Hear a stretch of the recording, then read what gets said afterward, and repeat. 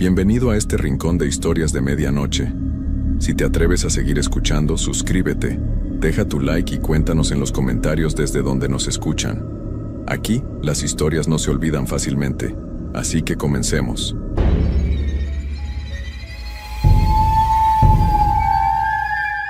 Hay trabajos que uno toma por necesidad, no por gusto. Los turnos de noche en lugares vacíos siempre tienen algo extraño, algo que no se puede explicar con palabras simples. Cuando las horas pasan lentas y el silencio se vuelve tu único compañero, la mente empieza a jugar trucos.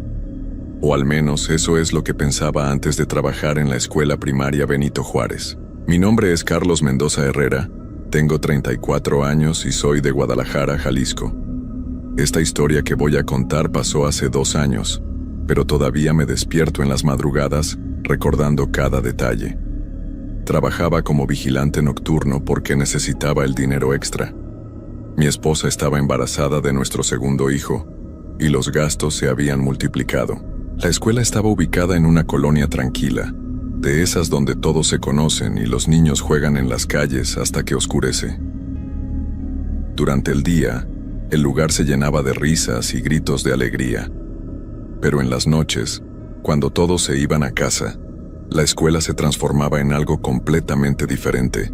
Mi primer día de trabajo fue un lunes de octubre. El director, el señor Ramírez, me enseñó las instalaciones durante la tarde. Era un hombre mayor, de unos 60 años, con el cabello completamente blanco y una mirada cansada que parecía haber visto demasiadas cosas. «Mira, Carlos», me dijo mientras caminábamos por los pasillos vacíos. «Este trabajo es sencillo. Solo tienes que hacer 3 rondas durante la noche. Una a las 10, otra a las 2 de la mañana y la última a las 5. El resto del tiempo puedes quedarte en la oficina de vigilancia». La oficina era pequeña, apenas con espacio para un escritorio, una silla y un monitor conectado a las cámaras de seguridad. Había 4 cámaras en total, una en el patio principal, otra en el pasillo de primero y segundo grado, una más en el de tercero y cuarto, y la última en el área de quinto y sexto. «Las llaves están aquí», continuó el director señalando un llavero pesado que colgaba de un gancho.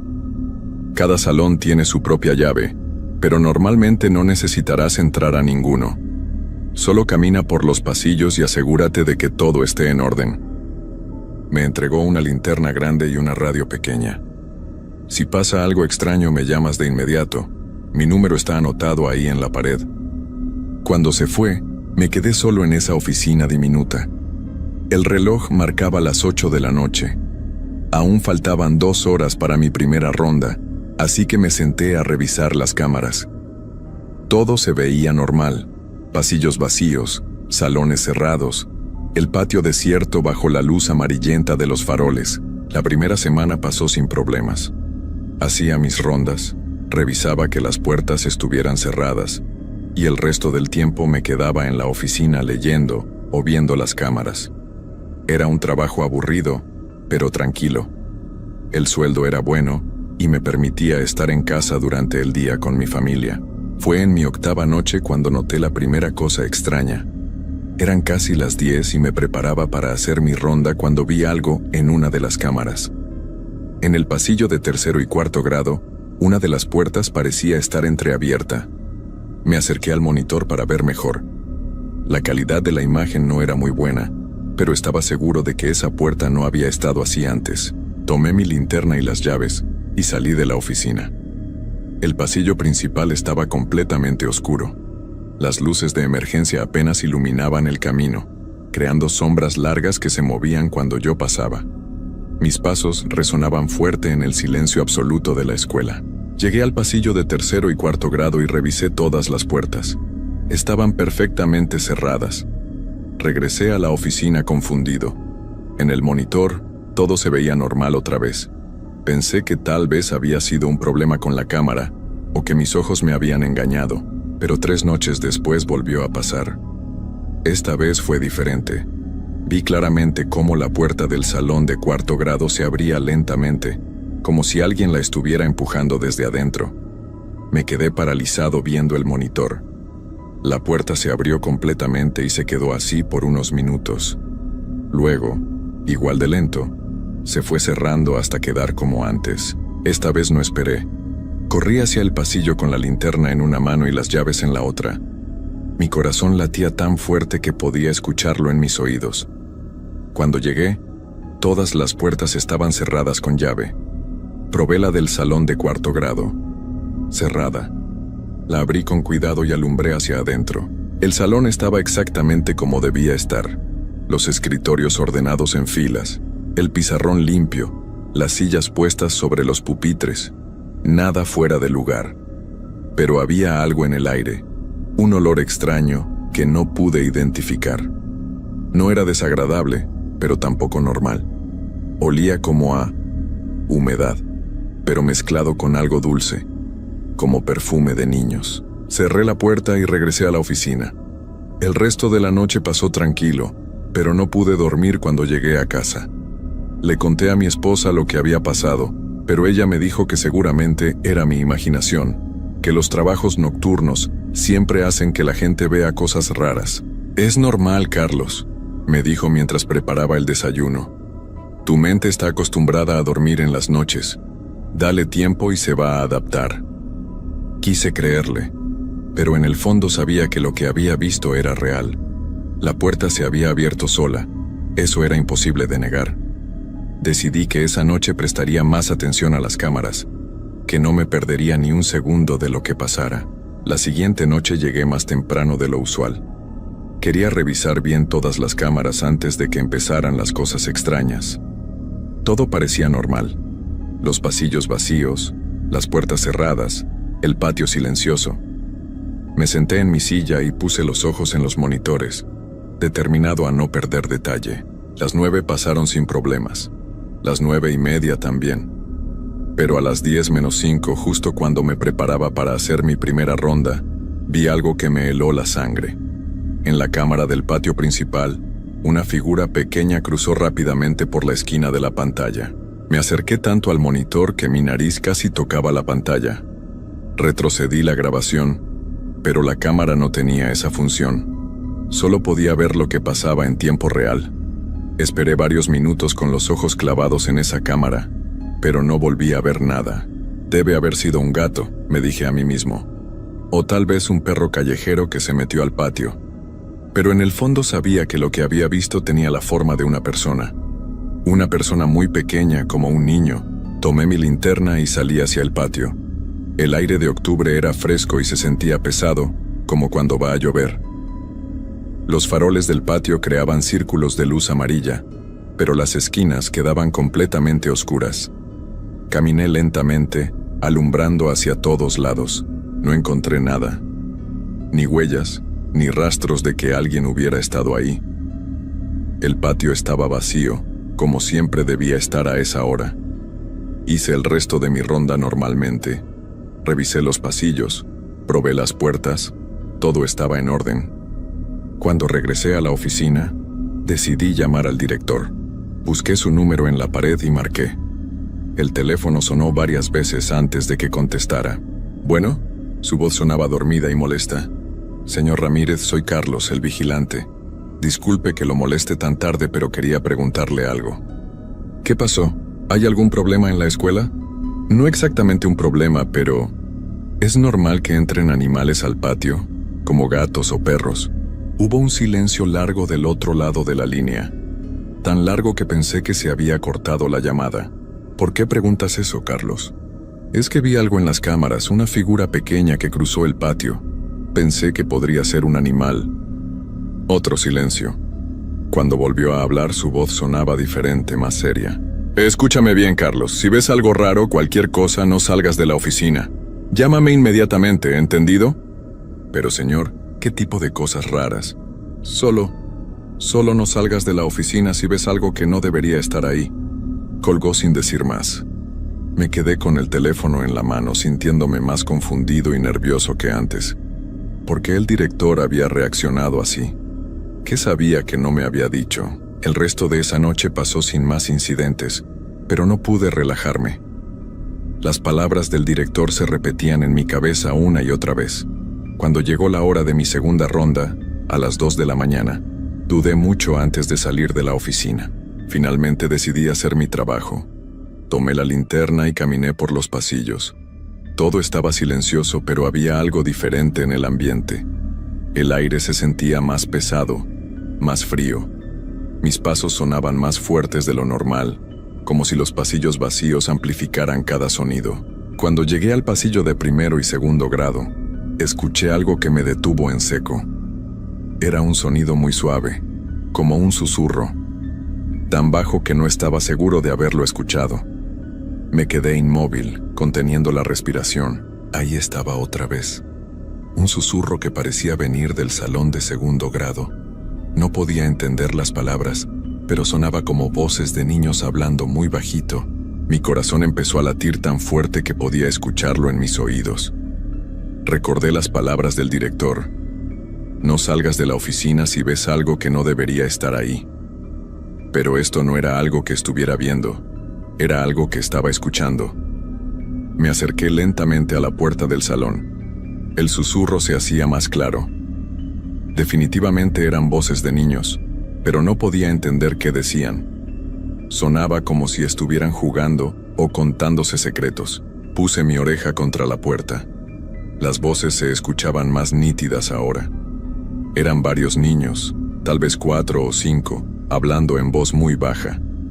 Uno de ellos se rió suavemente, una risa inocente como la de cualquier niño de 8 años. Pero eso era imposible. Era las 2 de la mañana y la escuela estaba cerrada con llave. Ningún niño podía estar ahí adentro. Con manos temblorosas, busqué la llave del salón en mi llavero. La encontré e intenté meterla en la cerradura, pero mis manos temblaban tanto que no podía acertar. Respiré profundo, tratando de calmarme. Finalmente logré meter la llave y la giré despacio. La cerradura hizo un pequeño clic. Puse mi mano en la manija y la giré muy lentamente. La puerta se abrió apenas una rendija. Los susurros se detuvieron de inmediato. El silencio que siguió fue tan completo que podía escuchar mi propia respiración. Abrí la puerta un poco más y asomé la cabeza. El salón estaba completamente vacío y oscuro. Alumbré con mi linterna hacia adentro. Los escritorios estaban en su lugar, las sillas sobre los pupitres, todo exactamente como debía estar. Pero el aire olía a ese mismo aroma extraño que había sentido antes, humedad mezclada con algo dulce. Entré al salón y alumbré hacia todos los rincones. No había nadie. Era imposible que alguien hubiera salido sin que yo lo viera, porque yo estaba bloqueando la única puerta. Pero entonces vi algo que me hizo temblar. En el pizarrón, escrito con gis blanco, había un mensaje. Letras grandes y torcidas, como las que escriben los niños pequeños. Queremos jugar. Mi linterna se apagó de repente. La oscuridad me envolvió completamente.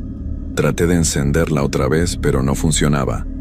En la oscuridad total del salón, escuché algo que nunca voy a olvidar. El sonido de sillas siendo arrastradas por el piso. Una tras otra, las sillas que estaban sobre los pupitres comenzaron a caer al suelo. No todas a la vez, sino una por una, como si alguien las estuviera bajando cuidadosamente. El sonido llenaba el salón. Clac, clac, clac. Corrí hacia la puerta a ciegas, tropezando con los escritorios. Mis manos buscaron desesperadamente la pared hasta que encontré el marco de la puerta. Salí del salón y cerré la puerta de un golpe, sin importarme el ruido que hice. En el pasillo, las luces de emergencia me dieron un poco de tranquilidad. Traté de encender mi linterna de nuevo, y esta vez funcionó perfectamente. Temblando, puse la llave en la cerradura y cerré el salón. Corrí de regreso a la oficina y me encerré adentro. Tomé el teléfono y marqué el número del director. Esta vez contestó al primer timbrazo, como si hubiera estado esperando mi llamada. ¿Qué pasó, Carlos? Señor Ramírez, necesito que venga a la escuela ahora mismo. Pasó algo muy extraño. ¿Qué viste? Escuché voces de niños en el salón de segundo grado. Cuando entré había un mensaje en el pizarrón y las sillas empezaron a caer solas. Hubo un silencio largo. Cuando habló otra vez, su voz sonaba cansada, como si esto no fuera una sorpresa para él. Carlos, voy para allá. Mientras tanto, no salgas de la oficina por ningún motivo, ¿me entiendes? Sin importar lo que veas o escuches, no salgas. Colgó el teléfono y yo me quedé sentado en mi silla, temblando. Miré las cámaras tratando de ver si algo se movía en los pasillos, pero todo parecía normal. Aunque después de lo que acababa de vivir, ya no sabía qué era normal y qué no. Pasaron 20 minutos que se sintieron como horas. Cada ruido, cada sombra que se movía en las pantallas me ponía los nervios de punta. Finalmente escuché el sonido de un carro llegando al estacionamiento. Pocos minutos después, el director tocó la puerta de la oficina. «Soy yo, Carlos, abre». Cuando abrí la puerta, el señor Ramírez no se veía como el hombre tranquilo que había conocido. Tenía ojeras profundas, el cabello despeinado y la cara de alguien que no había dormido bien en mucho tiempo. Entró a la oficina y cerró la puerta detrás de él. «Cuéntame exactamente lo que pasó», me dijo, sentándose en una silla que trajo de afuera. Le conté todo desde el principio. Las puertas que se abrían solas, la figura en el patio, los susurros en el salón, el mensaje en el pizarrón y las sillas cayendo. Mientras hablaba, él asentía como si todo fuera exactamente lo que esperaba escuchar. Cuando terminé, se quedó callado por un largo rato mirando las cámaras. «Carlos», me dijo finalmente, «tengo que contarte algo que debí haberte dicho desde el primer día. Esta escuela tiene una historia que muy pocas personas conocen». Se pasó las manos por el cabello y suspiró profundamente. «Hace 15 años, cuando yo acababa de llegar como director, pasó algo terrible aquí. Un día de noviembre, 5 niños de segundo grado se quedaron después de clases para un evento especial. Era una obra de teatro que iban a presentar para sus padres esa noche. Mi estómago se empezó a retorcer. Sabía que lo que iba a escuchar no me iba a gustar. Los niños estaban ensayando en su salón mientras la maestra preparaba los vestuarios. Había un problema con el sistema eléctrico de la escuela ese día. Las luces se iban y venían. Nadie pensó que fuera peligroso. El director hizo una pausa y me miró directamente a los ojos. Hubo un cortocircuito muy fuerte. Se inició un incendio en el salón donde estaban los niños. Todo pasó muy rápido. Para cuando llegaron los bomberos ya era demasiado tarde. Sentí como si me hubieran dado un golpe en el estómago. Ahora entendía todo. Los susurros, las voces, el mensaje en el pizarrón, los 5 niños que... No pude terminar la frase. «Sí», dijo él. «María González, Pedro Sánchez, Ana López, José Martín y Carmen Rivera. Todos de 8 años. Todos del salón de segundo grado». «¿Por qué no me dijiste esto antes?», le pregunté, sintiendo una mezcla de miedo y enojo. «Porque necesitaba a alguien para el trabajo nocturno. Y la gente que conoce la historia no quiere trabajar aquí. Los vigilantes anteriores, bueno, ninguno duró más de una semana».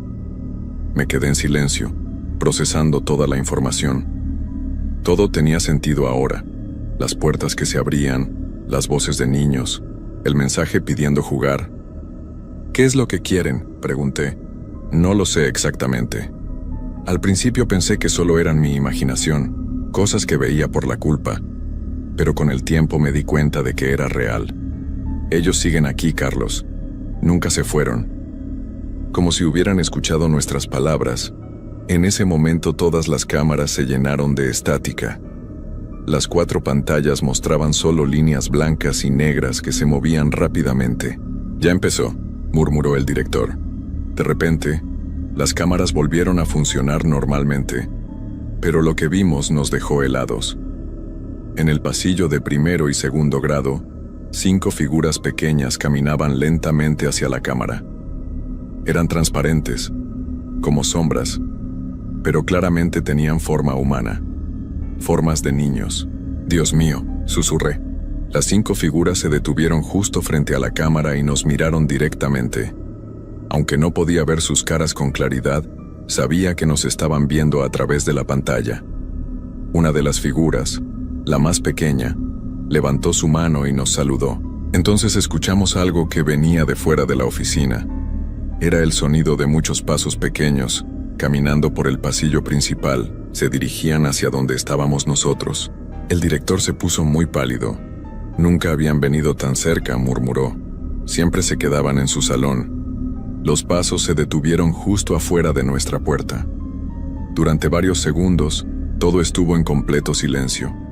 Luego escuchamos algo que nos hizo temblar a los dos. La voz de una niña pequeña, muy dulce y clara. «Podemos entrar, queremos conocer al señor nuevo». Mi primera reacción fue levantarme y abrir la puerta, pero el director me agarró del brazo. «No», me dijo en voz muy baja, «no abras». «Señor nuevo», dijo otra voz, esta vez de un niño. «No tenga miedo, solo queremos jugar». «Hace mucho tiempo que nadie juega con nosotros», añadió una tercera voz. Yo estaba paralizado. Por un lado eran solo niños pidiendo jugar. Por otro lado, sabía que esos niños habían perdido la vida hace 15 años. «¿Por qué no nos dejan entrar?», preguntó una cuarta voz. «Nosotros siempre fuimos niños buenos». El director seguía agarrándome del brazo, pero yo veía en sus ojos que él también estaba luchando con el deseo de abrir la puerta. «Señor director», dijo la quinta voz, «sabemos que está ahí. Lo vemos en su oficina todas las noches. ¿Por qué no viene a jugar con nosotros?» «Llevamos tanto tiempo solos», dijo la primera voz otra vez. «Solo queremos un amigo». En las cámaras podíamos ver que los pasillos estaban vacíos, pero afuera de nuestra puerta seguíamos escuchando las voces de los 5 niños. Era como si estuvieran en 2 lugares al mismo tiempo. «Tenemos juegos muy divertidos», dijo uno de ellos. «Podemos jugar a las escondidas, o al lobo, o a la gallinita ciega. Sabemos muchos juegos», agregó otro. «Juegos que los niños de ahora ya no conocen». De repente, la puerta comenzó a moverse suavemente como si alguien la estuviera empujando desde afuera, pero estaba cerrada con llave. «Podemos entrar cuando queramos», dijo una de las voces, y esta vez sonaba diferente, menos dulce. «Las llaves no nos detienen». La puerta se abrió lentamente, a pesar de estar cerrada. No había nadie del otro lado, solo el pasillo vacío iluminado por las luces de emergencia. Pero las voces seguían ahí, ahora más cerca. «Hola», dijeron todos al mismo tiempo, «ya entramos». El director y yo nos quedamos inmóviles en nuestras sillas. La oficina estaba fría de repente, como si hubieran abierto un congelador. Podía ver mi respiración formando pequeñas nubes en el aire. «¿Por qué tienen miedo?», preguntó la voz de la niña más pequeña. «Solo queremos ser sus amigos, amigos para siempre», añadieron las otras voces al unísono. En ese momento entendí algo que me llenó de terror. No solo querían jugar con nosotros, querían que nos quedáramos con ellos.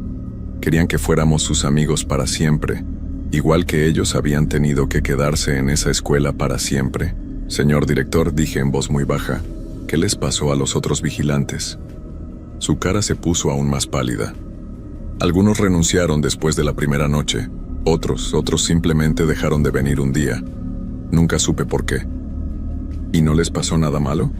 «No lo sé, Carlos, nunca volví a saber de ellos».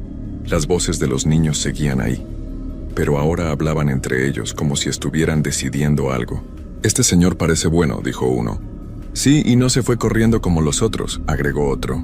«¿Creen que se quiera quedar con nosotros?», preguntó la niña pequeña.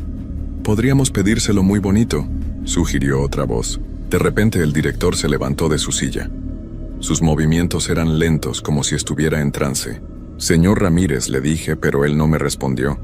Caminó hacia la puerta abierta. «Hola, niños», dijo con una voz extraña, muy diferente a la normal. «Sí, me quiero quedar con ustedes». «No», grité, pero ya era demasiado tarde. En cuanto el director dijo esas palabras, una luz muy brillante llenó toda la oficina. Tuve que cerrar los ojos por el resplandor. Cuando la luz se apagó y pude volver a ver, el director había desaparecido. La oficina estaba vacía, solo yo seguía ahí. Las voces de los niños sonaban alegres ahora. «Ya tenemos un nuevo amigo», dijeron todas juntas. «Ahora le toca al otro señor». «No», dije poniéndome de pie. «Yo no me voy a quedar, tengo una familia que me espera». «Todos decían eso al principio», respondió la voz de la niña pequeña. «Pero después se daban cuenta de que es mejor estar aquí con nosotros. Nunca más tienen que preocuparse por nada. Mi esposa está embarazada», les dije. «Tengo un hijo pequeño, ellos me necesitan». «Nosotros también lo necesitamos», dijeron los niños al mismo tiempo. «Hemos estado solos tanto tiempo». Sabía que tenía que salir de ahí inmediatamente. Tomé mis llaves y mi linterna y caminé hacia la puerta. Las voces me siguieron. «¿A dónde va, señor Carlos?», preguntó uno de los niños. «El juego apenas está empezando», No puedo quedarme, les dije mientras caminaba por el pasillo principal. Lo siento mucho por lo que les pasó, pero yo tengo que irme a casa. Nadie se puede ir, dijeron todas las voces juntas, y esta vez sonaban diferentes, más serias. Nadie que haya entrado a jugar con nosotros se puede ir. Las puertas de todos los salones comenzaron a abrirse y cerrarse violentamente. El ruido era ensordecedor. Los faroles del pasillo empezaron a parpadear. Pero yo seguí caminando hacia la salida. «Por favor, señor Carlos», gritó la voz de la niña pequeña por encima del ruido. «No nos deje solos otra vez». Mi corazón se partía al escuchar esa súplica, pero sabía que si me quedaba, nunca volvería a ver a mi familia. Llegué a la puerta principal y traté de abrirla, pero estaba cerrada. Busqué la llave en mi llavero con manos temblorosas. «No puede abrir esa puerta», dijeron los niños. «Solo se abre cuando nosotros queremos». Pero encontré la llave y la metí en la cerradura. Para mi sorpresa, giró sin problemas. La puerta se abrió y el aire fresco de la madrugada me golpeó la cara. «¡No se vaya!», gritaron todas las voces detrás de mí. «Por favor, no nos deje solos». Corrí hacia mi carro sin voltear atrás. Subí, encendí el motor y salí del estacionamiento lo más rápido que pude.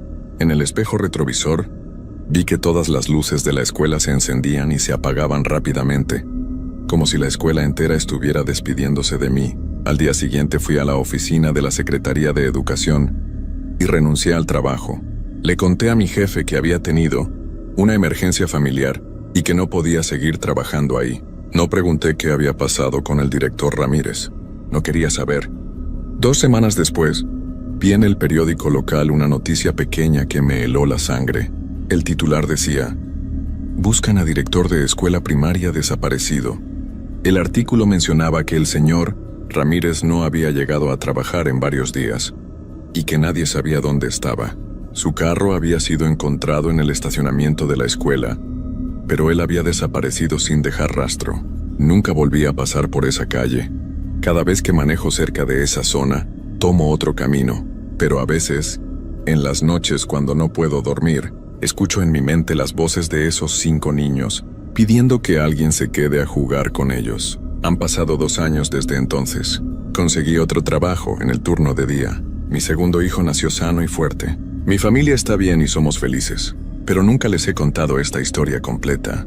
Mi esposa sabe que algo pasó esa noche porque llegué a casa muy alterado, pero solo le dije que había tenido problemas con unos intrusos en la escuela.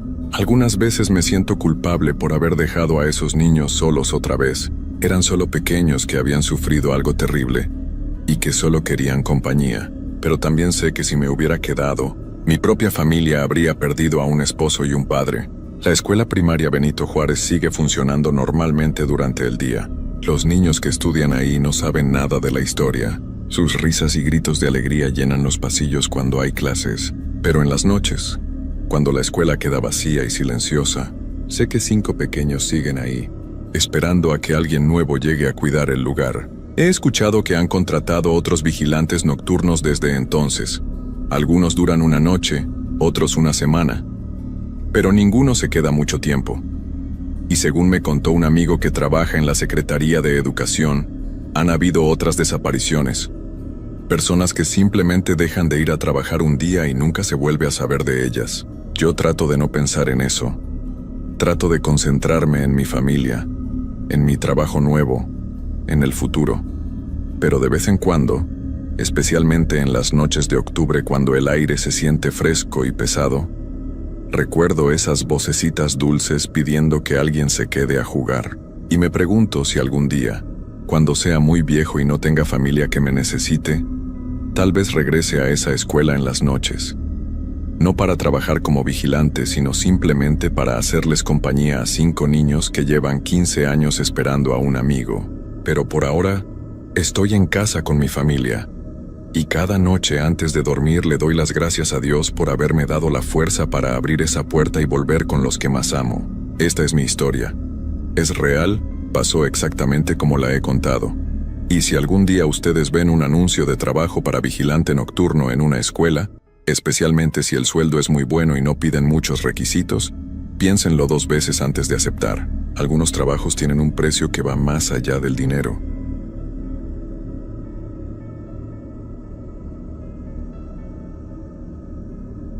Nunca he sido de hablar mucho de lo que viví durante las misiones especiales. Para muchos, los verdaderos horrores de un soldado son las balas, las explosiones, las decisiones en el campo. Pero lo que nosotros enfrentamos en esa selva no fue humano. Y si alguna vez te preguntaste si hay cosas que el gobierno no cuenta, si hay expedientes que desaparecen porque lo que contienen no puede explicarse, la respuesta es sí. Todo comenzó en octubre de 2017. Nuestra unidad fue desplegada en una zona boscosa y remota al sur del país, cerca de una cadena montañosa donde, según los reportes, se había perdido contacto con una base de comunicaciones clandestina. Los datos eran vagos, interferencias extrañas, equipos desaparecidos y lo más alarmante, transmisiones en código que nadie recordaba haber enviado. Fuimos 5, el teniente Aguirre, el sargento Morales, el cabo Sánchez, el soldado Peña, y yo, cabo primero, Elías Ramírez. Nuestra tarea era simple: ubicar la base, restablecer contacto, evacuar si era necesario. Desde que pusimos un pie en aquella zona, el ambiente se sintió distinto. El aire era espeso, húmedo, y con un olor metálico que no provenía de la vegetación. Durante la marcha, nuestros GPS fallaban intermitentemente, y las brújulas parecían enloquecer. Aún así, seguimos el plan. Al tercer día llegamos al punto donde la base debería estar, pero no había nada. Solo árboles altos, raíces que parecían moverse bajo tierra, y un silencio que no era natural. Era como si todo el bosque estuviera conteniendo el aliento. Morales fue el primero en notar que algo estaba mal. Se detuvo de golpe, clavó su mirada entre los árboles y dijo: ¿Vieron eso? No vimos nada. Pero al girarnos hacia donde señalaba sentimos un escalofrío. Entre la niebla, al fondo, se dibujaba una silueta, alta, estática, como una persona, pero demasiado quieta para estar viva. Peña intentó acercarse, pero la figura desapareció tras el primer parpadeo. Cuando llegamos al claro, por fin encontramos lo que quedaba de la base. Estaba enterrada en raíces. El techo apenas sobresalía del suelo y parecía que llevaba años abandonada, aunque el informe aseguraba que habían tenido contacto con ella hacía solo una semana. Entramos. Adentro todo era oscuridad, linternas en mano. Comenzamos a revisar la instalación. Equipos cubiertos de polvo, documentos a medio escribir, cintas grabadas y radios zumbando con una estática aguda. En un rincón, hallamos un diario de campo. Estaba lleno de notas confusas. La letra temblorosa decía cosas como: no es la selva, es algo dentro de ella. No debemos mirar a los ojos. Ellos escuchan cuando piensas en irte. Leímos en silencio. Nadie decía nada, pero todos nos mirábamos con una mezcla de incredulidad y miedo contenido. Era ridículo, pero al mismo tiempo, todo parecía tener sentido. Las interferencias, las sombras, la sensación de estar vigilados. Esa noche, acampamos en el interior de la base. Alrededor de la medianoche fui despertado por un susurro. Era como si alguien me hablara al oído, con una voz suave, casi como la de un niño repitiendo mi nombre. Elías, no cierres los ojos. Me incorporé de inmediato, apuntando con el arma hacia la oscuridad. No había nadie.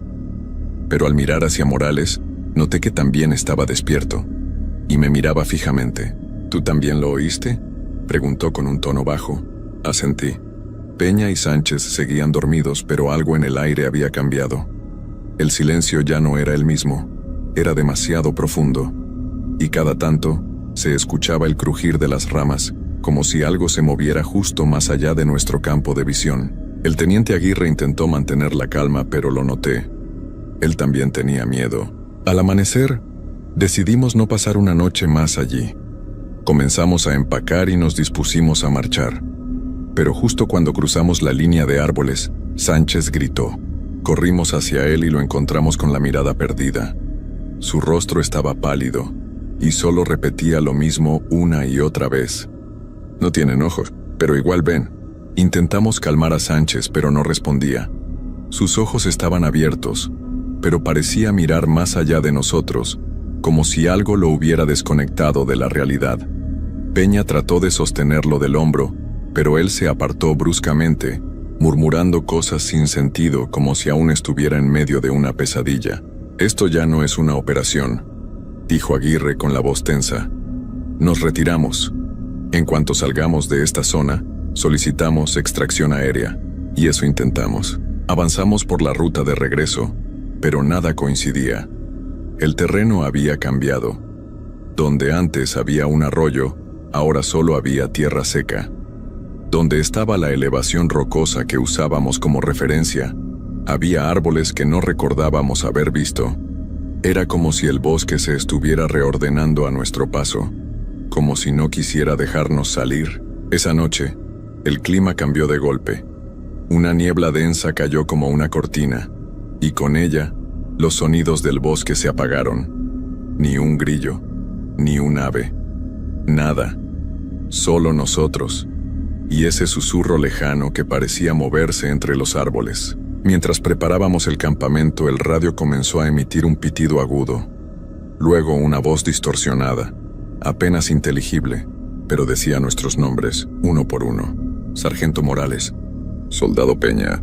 Cabo Primero Elías Ramírez. La voz era la misma que escuché en la noche anterior. Sin emoción, pero con una claridad imposible de ignorar. Miramos a Aguirre, esperando órdenes, pero él se limitó a apagar el radio con brusquedad. «Nadie más toca ese aparato», dijo. «Y nadie se aleja del campamento esta noche. No dormimos». Nos sentamos espalda contra espalda, vigilando, esperando, aunque no sabíamos qué. Sánchez respiraba agitado, envuelto en una manta, pero no decía una palabra más. Peña comenzó a murmurar una oración que su abuela le enseñó. Morales se limitaba a apuntar su linterna al límite del claro una y otra vez, y entonces lo vimos. Entre los árboles se movían figuras altas, demasiado delgadas, como si fueran personas alargadas por la sombra misma. No caminaban, deslizaban. Sus movimientos no hacían ruido, no rompían ramas, no levantaban hojas. Simplemente estaban allí, observando. «¿Son nuestros?», preguntó Peña con voz temblorosa. Aguirre levantó su rifle, pero no disparó. «Eso no es humano», dijo. Una de las figuras alzó el brazo y señaló directamente hacia mí. En ese instante, la niebla se volvió más densa, y mis oídos comenzaron a zumbar. Sentí un mareo repentino, como si algo intentara entrar en mi cabeza. Una presión detrás de los ojos, como si los recuerdos se distorsionaran. Vi imágenes, rápidas, desordenadas. La base oculta. Un grupo de soldados corriendo. Voces gritando en frecuencias imposibles. Un rostro sin rasgos, flotando frente a mí. Desperté al amanecer, con Morales sacudiéndome del hombro. La niebla se había disipado. Las figuras se habían ido. Pero algo había cambiado. Aguirre no estaba. Lo buscamos por todo el claro. No había señales de lucha, ni huellas, solo su gorra, abandonada junto a las mochilas. Nadie quiso decirlo en voz alta, pero todos lo sabíamos. El bosque lo había tomado. Sánchez, aún sin hablar, escribió algo en la tierra con un palo. 3 palabras. «No estamos solos». Ese día ya no marchamos. Nos atrincheramos. Reforzamos el perímetro con todo lo que teníamos y nos turnamos para mantener la vigilia. Pero el sol ya no parecía moverse. Las horas pasaban y el cielo seguía igual, nublado, gris, sin tiempo. Peña comenzó a llorar en silencio. Morales hablaba con su radio aunque nadie respondía. Y yo no dejaba de pensar en las figuras, en sus ojos, o mejor dicho, en su falta de ellos. A medianoche, el diario de la base, aquel que habíamos guardado, comenzó a humear. Como si algo lo estuviera calentando desde adentro. Lo abrimos y había una nueva página escrita, con una letra idéntica a la de Aguirre. Decía: «No intenten salir, ellos ya los eligieron». Peña rompió en llanto al leer la nota. Intenté calmarlo, pero sentí lo mismo que él, una certeza helada, como si esa escritura no fuera solo tinta, sino una advertencia escrita desde otro lado. Morales no dijo nada. Solo encendió su linterna, revisó su arma y se sentó frente al bosque esperando. No dormimos, no comimos, ni siquiera hablamos. Estábamos atrapados en una espera suspendida, como si el tiempo se hubiera quebrado junto con nuestra voluntad, y entonces llegaron otra vez. No los vimos venir. Estaban ahí, dentro del claro, más cerca que antes. Ahora eran más, o quizás siempre fueron los mismos, pero ahora los veíamos con más claridad. Sus cuerpos no tenían textura, como si estuvieran hechos de sombra comprimida. Pero lo peor eran sus movimientos. No caminaban, no respiraban, no emitían ningún sonido. Solo avanzaban con lentitud, como si supieran que ya no teníamos a dónde ir. Sánchez comenzó a gritar. No palabras, solo sonidos de desesperación. Corrí hacia él, pero antes de tocarlo, su cuerpo se congeló. No en el sentido literal.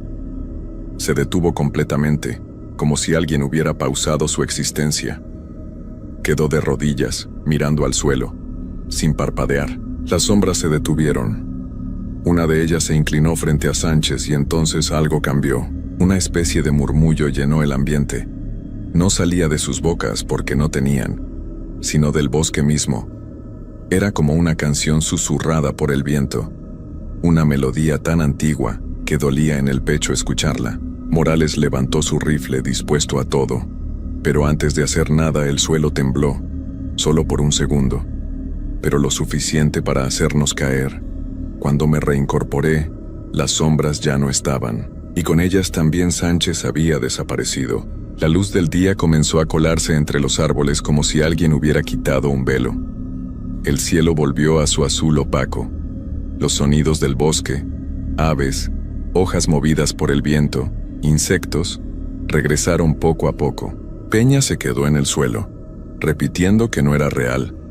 Morales se quedó quieto, mirando la nada. Yo sentí que algo dentro de mí se había quebrado para siempre. Encontramos el camino de regreso una hora después. Esta vez todo era reconocible, como si el lugar nos hubiera dejado ir, como si ya no necesitara nada más de nosotros. Nos recogió un helicóptero del Escuadrón Alfa. Nadie preguntó demasiado, solo tomaron nota del fallo en la comunicación y nos mandaron a evaluación psicológica. Aguirre y Sánchez fueron dados por desaparecidos. Aún hoy, sus nombres están escritos en una placa en la base, junto a otros que no regresaron. Pero yo sé la verdad, no los perdimos, no se cayeron, fueron tomados. Después de todo este tiempo, aún sueño con esa melodía. Y a veces, cuando estoy solo en casa, siento que me observan desde las sombras de la habitación, que el turno nocturno nunca terminó realmente. Y lo peor es que no estoy seguro de haber salido yo tampoco.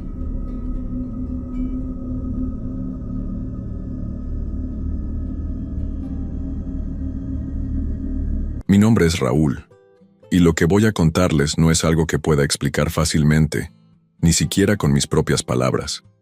Yo siempre fui un hombre escéptico, de esos que creen que lo que no se ve no existe. Pero después de lo que viví, hoy les puedo decir que a veces las cosas que no vemos son las que más nos aterrorizan. Todo comenzó hace unos años, cuando una de mis hermanas, Beatriz, se enfermó. No sabía qué tenía exactamente, pero la fiebre la consumía y los médicos no lograban encontrar una cura. Estaba tan débil que apenas podía mantenerse en pie, y yo, como cualquier hermano preocupado, no supe qué hacer más que seguir los tratamientos médicos. Sin embargo, un día Beatriz me habló de algo que me hizo pensar que quizás algo más estaba ocurriendo. Un amigo de la familia, un hombre llamado Don Ernesto, le sugirió a Beatriz que consultara con un curandero.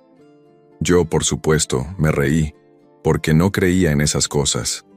A veces, uno es tan racional que olvida que la gente en pueblos pequeños tiene sus propias formas de resolver problemas. Pero Beatriz insistió. Estaba desesperada y no quería seguir sufriendo. Finalmente, accedí a acompañarla, aunque mi mente seguía en desacuerdo. Don Ernesto nos indicó que el curandero al que debíamos acudir vivía en una cabaña aislada, al final de un sendero cerca de las montañas. La cabaña estaba tan apartada que no había señales de civilización alrededor, solo árboles, y la sensación de soledad era palpable en el aire. Cuando llegamos, la puerta estaba entreabierta, y un olor a hierbas y tierra húmeda flotaba en el aire. El curandero, un hombre de rostro arrugado y ojos profundamente oscuros, nos recibió con una sonrisa que no era del todo amistosa, pero tampoco rechazada. Se presentó como don Felipe. Nos invitó a entrar sin decir una palabra más. Beatriz, visiblemente más débil de lo normal, se sentó en una silla frente a él, mientras yo, algo inquieto, me quedé de pie, observando cada detalle. Había una extraña calma en el lugar, pero a medida que pasaban los minutos, sentí que algo no estaba bien. El curandero comenzó a hablar en un tono bajo. Sus palabras eran un susurro casi ininteligible. No entendía lo que decía, pero sentí que cada palabra me penetraba de alguna forma. La habitación, que antes parecía cálida, empezó a enfriarse, y las sombras en las paredes parecían moverse con vida propia. De repente, don Felipe se levantó y tomó un pequeño frasco lleno de un líquido oscuro. Lo vertió en una copa y lo ofreció a Beatriz, quien no dudó en beberlo. Lo hizo de inmediato, y por un momento, sentí una leve tensión en el aire. Fue entonces cuando el curandero empezó a hacer movimientos extraños. Sus manos danzaban por el aire como si estuviera trazando símbolos invisibles, mientras su rostro mostraba una concentración que me heló la sangre. Recuerdo que un escalofrío recorrió mi espalda, cuando el curandero comenzó a murmurar, algo que parecía no venir de él, sino de otra parte, como si alguien más hablara a través de él. Un susurro lejano llenó la habitación y, en ese instante, pude sentir como si los ojos de algo más, algo invisible, nos estuvieran observando. No me atreví a mirar a Beatriz, pero podía escuchar su respiración agitada. El miedo empezó a apoderarse de mí. Fue cuando escuché un ruido, un leve crujido en el piso detrás de mí que me giré rápidamente. La puerta estaba cerrada, pero en la penumbra, algo parecía moverse entre las sombras. Estaba seguro de que no era mi imaginación. Algo estaba ahí. Mi corazón latía más rápido. ¿Era un animal? ¿Una persona? No, el aire estaba demasiado denso, demasiado pesado. El curandero, ajeno a todo esto, seguía con su ritual. De repente algo le pasó a Beatriz. Su cuerpo comenzó a temblar, pero no como cuando tienes fiebre. No, era más bien como si algo la estuviera sacudiendo por dentro. Me acerqué a ella, pero una fuerza invisible me lo impidió. Algo me empujó de vuelta, y me encontré nuevamente frente a la puerta. El crujido, más fuerte ahora, provenía de un rincón oscuro, donde las sombras parecían tener vida propia. ¿Qué está pasando aquí? Fue lo único que pude decir en voz baja. Don Felipe, como si nada sucediera, me miró fijamente y con una calma inquietante, me dijo, ella está siendo liberada. Pero lo que vi después me hizo cuestionar todo lo que había creído. A medida que esas palabras salían de la boca de don Felipe, la atmósfera en la habitación cambió por completo. Sentí como si el aire mismo se volviera más espeso, cargado de una energía extraña, algo que no tenía nombre pero que sabía, con absoluta certeza, que no era natural. Beatriz temblaba más fuerte. Sus ojos se abrían desmesuradamente, pero lo que más me aterraba era que parecía como si ya no estuviera en control de su cuerpo. Su mirada se perdió en el vacío, y su respiración se volvió entrecortada, como si no estuviera respirando por sí misma. No pude quedarme quieto. Mi mente entró en pánico. La situación ya no me parecía simplemente extraña. Era aterradora. Pero algo dentro de mí me impulsó a acercarme a Beatriz. Algo me dijo que debía interrumpir el ritual, hacer algo antes de que todo fuera demasiado tarde. Sin embargo, mi cuerpo parecía no responder como debería. Era como si algo invisible estuviera sujetándome, inmovilizándome. De pronto la figura de Beatriz se elevó levemente en la silla, como si fuera levantada por una fuerza invisible. La vi abrir la boca y en ese momento, lo que salió de su garganta no fue su voz, sino un sonido gutural bajo, completamente ajeno a ella. El horror me heló la sangre. El sonido era inhumano, como si no viniera de su cuerpo, como si una entidad ajena a ella estuviera tomando posesión de su ser. Beatriz, grité desesperado, tratando de acercarme, pero no pude. Don Felipe, sin inmutarse, continuó con sus movimientos. Movía las manos en el aire con una lentitud deliberada, como si estuviera dibujando círculos invisibles, y repetía sus palabras ininteligibles. Cada vez que hablaba, el eco de su voz se sentía extraño, como si resonara en algún lugar lejano pero cercano al mismo tiempo. El aire se volvió pesado, opresivo, y mis ojos comenzaron a picar, como si algo estuviera flotando en el ambiente. La habitación entera parecía transformarse. Las paredes, antes cubiertas por libros y extraños amuletos, empezaron a agrietarse. De las grietas, algo oscuro y viscoso comenzó a brotar, como si las paredes mismas estuvieran sangrando. Las sombras en el rincón donde antes solo había oscuridad ahora tomaban formas grotescas, sombras que se retorcían como serpientes. Con cada movimiento de don Felipe, las sombras parecían acercarse más, y las visiones que cruzaban mi mente me aterraban más que cualquier cosa en este mundo. El ritual, lo que sea que estuviera sucediendo, no era simplemente una cura.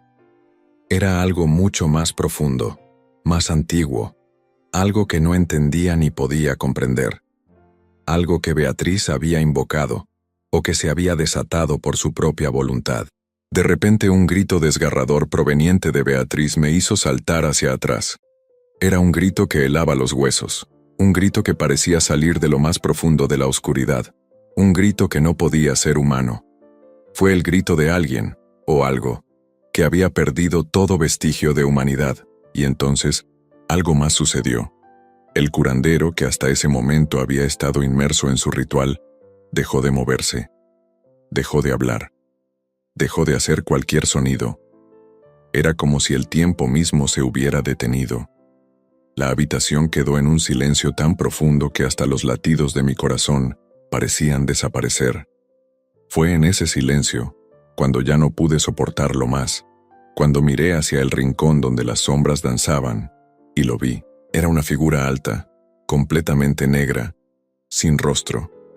Una sombra que no tenía forma definida, pero que estaba ahí, parada, observándome. Algo dentro de mí me decía que no debía mirarla. Algo me dijo que no debía enfrentar lo que veía, pero mi cuerpo, al igual que mi mente, no podía evitarlo. La sombra dio un paso hacia mí. Y lo que sucedió después, lo que vi, no puedo ni quiero describirlo con precisión. Solo sé que fue como si la sombra misma me hablara, pero no con palabras. Lo hizo con una sensación, una presión en el pecho, como si todo mi ser estuviera siendo absorbido por esa oscuridad. ¿Qué quieres de Beatriz?, me atreví a preguntar, aunque sabía que en ese momento era como hablarle al aire. La sombra no respondió, pero pude sentir cómo su presencia se hacía más y más opresiva. Mis piernas temblaban, y un sudor frío recorría mi frente. El miedo se apoderó completamente de mí, y mi única intención en ese instante fue salir de allí, arrastrar a Beatriz si era necesario, y huir lejos de todo eso. Pero no pude moverme. No podía dejar de mirar esa figura oscura que avanzaba hacia nosotros, y en ese instante, algo que nunca había sentido, antes me recorrió por completo. La sensación de que nunca habría una escapatoria, de que esa presencia había estado allí mucho antes que nosotros, y que de alguna manera, todo lo que había pasado no era una coincidencia. Entonces un susurro suave, como el viento moviendo las hojas en otoño, me llegó a los oídos. Es demasiado tarde. Y ahí fue cuando comprendí que todo, absolutamente todo, había comenzado mucho antes de que llegáramos esa noche. El miedo que había estado creciendo dentro de mí alcanzó su punto máximo. El susurro resonó en mi mente y me dejó paralizado, incapaz de reaccionar. La sombra, o lo que sea que era eso, no se movió más. En lugar de avanzar, parecía estar observando, esperando algo. Mi respiración se volvió errática, y por un momento, el mundo alrededor de mí se desvaneció. Lo único que importaba en ese instante era esa figura inmóvil, esa oscuridad que me había atrapado. No sabía si estaba soñando o si todo eso era real, pero lo sentía en lo más profundo de mis entrañas. Esto no tenía un final feliz. Don Felipe, que hasta ahora había estado inmerso en su trance, de repente levantó la mirada. Por un segundo, pareció estar viendo más allá de la realidad, como si su conciencia hubiera cruzado a otro plano. Sus ojos estaban vacíos, perdidos. Entonces, de una manera extraña, Su voz emergió débil, casi como si estuviera susurrando para sí mismo. Lo siento. Ya no hay vuelta atrás. Sus palabras me desorientaron. ¿De qué estaba hablando? ¿Qué significaba eso de que ya no había vuelta atrás? Estaba seguro de que algo había salido mal. El curandero no se veía como una figura sabia y confiable en ese momento, sino más bien como alguien que había liberado algo mucho más grande que él mismo. Algo oscuro, algo que ya no podía controlar. Entonces Beatriz, quien había estado en completo silencio durante todo el ritual, comenzó a moverse de nuevo. Su cuerpo temblaba con una fuerza descontrolada, como si estuviera luchando contra algo dentro de sí. Abría los ojos, pero ya no reconocí la mirada que antes había tenido. No era Beatriz. Era algo más, algo que se estaba apoderando de ella. Lo supe en el mismo instante en que su rostro se retorció en una mueca grotesca, y su voz se escuchó de nuevo. No era su voz. Era otra, grave y distorsionada. «Vete. Vete ahora». Me sobresalté al escuchar esas palabras, pero no era Beatriz quien las pronunciaba. Su boca se movía, pero la voz que salía de su garganta no era humana. El miedo me invadió.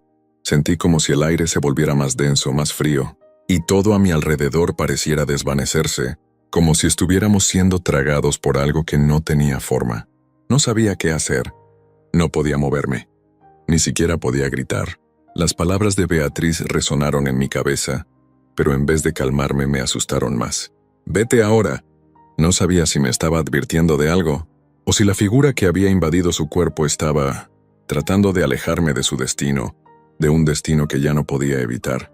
La sombra en la esquina de la habitación parecía moverse lentamente, acercándose más y más. Lo único que podía hacer era mirarla fijamente, sin poder apartar la vista. Un silencio pesado nos envolvía hasta que, de repente, la figura de Beatriz comenzó a convulsionar.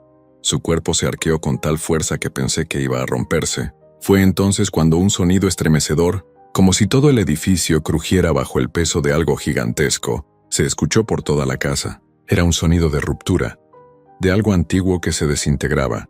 Don Felipe, que aún estaba de pie, murmuró unas palabras que no pude entender, pero algo en su tono me hizo comprender que la situación era irreversible. Ya no hay vuelta. No hay regreso.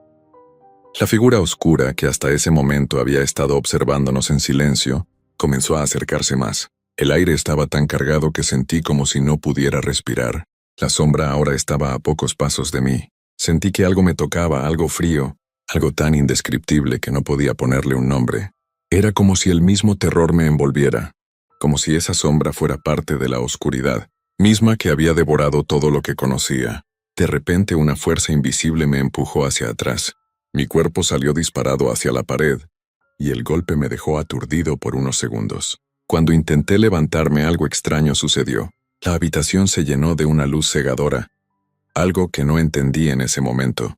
Parecía que el mismo universo se estaba desmoronando, y no tenía ni idea de lo que estaba pasando. Solo podía ver las sombras, y las sombras me hablaban. «Ya es demasiado tarde». Era la misma voz que había oído antes, solo que esta vez no era un susurro, sino una orden, un eco que me recorrió todo el cuerpo. No sabía qué era ni qué quería, pero lo sentí profundamente. Lo entendí.